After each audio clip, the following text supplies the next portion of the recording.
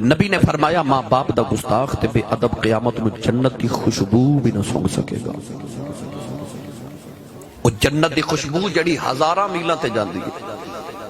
میرے نبی نے فرمایا کہ ماں باپ دا بے ادب تے گستاخ قیامت میں جنت دی خوشبو بھی نہ سونگ سکے گا۔ لوگ پوچھتے نے ماں پیاں دا بے ادب تے گستاخ کون ہوندا ہے؟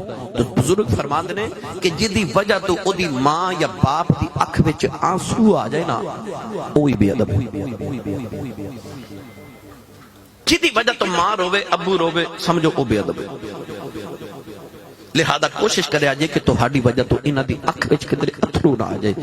نوجوان یونیورسٹیز اور کالجز وچ پڑھن والے سوال کردے نے آسی صاحب جی امی ابو سختی کرن تے پھر کی کریے؟ سختی کرن تانوں میں اکو جملے چ ساری تقریر دا نچوڑ عرض کر دیواں، یاد رکھیو میری ملت دے نوجوانوں، اپنی امی تے ابو دی سختی نو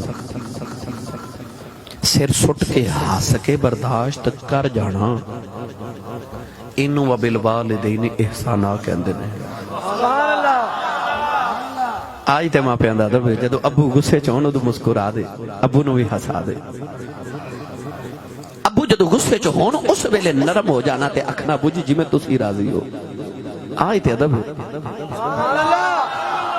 اینو ہی تے وبالوالدین احسانا کہندے نے۔ تے جے ابو نے ڈانٹ دیتا تے تو اکھ کڈ کے اپنے ابو ول ویکھیا، پھر ادب کیڑے ویلے کیتا؟ آج تے ادب جدو او غصے چ ہون ادو تو نرم ہو جا۔ اللہ فرماندا وَقُلْ لَهُمَا قَوْلًا كَرِيمًا، انہاں واسطے کریم بن جا۔